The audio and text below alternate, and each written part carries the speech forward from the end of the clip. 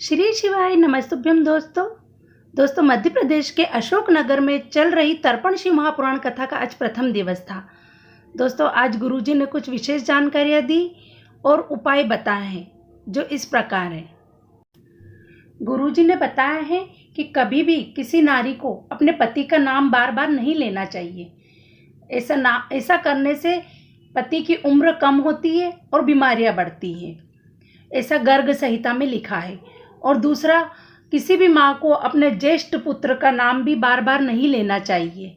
ज्येष्ठ पुत्र यानी कि जो पहला पुत्र होता है वो ज्येष्ठ होता है। अगर पहली लड़की है और दूसरा लड़का है तो वो ज्येष्ठ नहीं माना जाएगा, लड़की बड़ी मानी जाएगी। तो यदि पहला ही पुत्र है तो उसका नाम बार बार नहीं लेना चाहिए।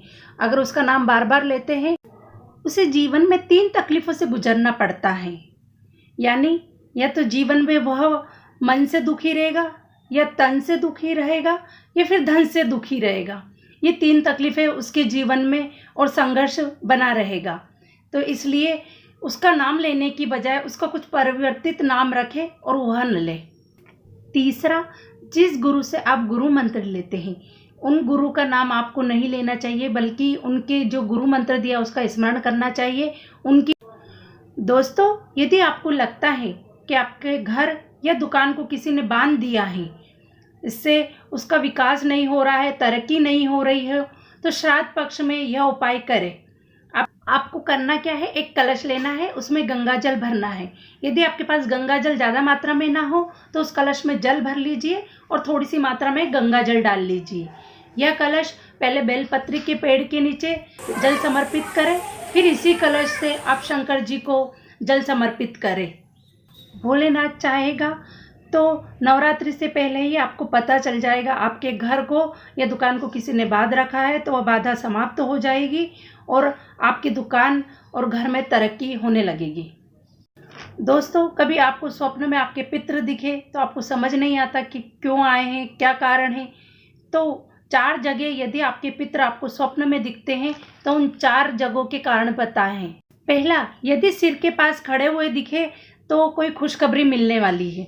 दूसरा, यदि पितृ पाँव के पास खड़े हुए दिखते हैं तो कोई तकलीफ आने वाली है और आपको पहले स्मरण करा देते हैं।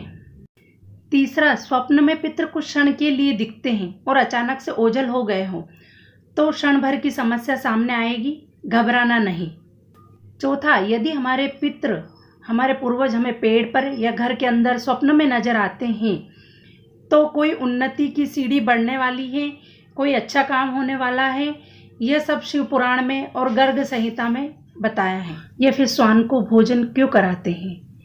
दोस्तों यदि हम कौवे को खीर खिलाते हैं तो वह खीर खाने के बाद वह पीपल के वृक्ष पर जाकर बैठता है और उसका बीज खाता है।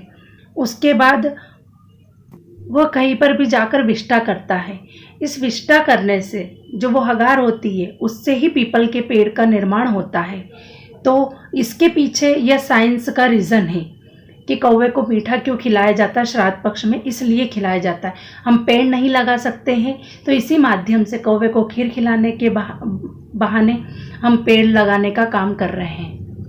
दोस्तों यदि आपको यह जानकारी अच्छी लगी तो अपने दोस्तों और परिवार वालों के साथ शेयर करें, वीडियो को लाइक करें, चैनल को सब्सक्राइब करें ताकि अशोकनगर की कथा के और जानकारी और उपाय हम आप तक पहुंचा सके। बेल आइकन को प्रेस करें। जय श्री महाकाल।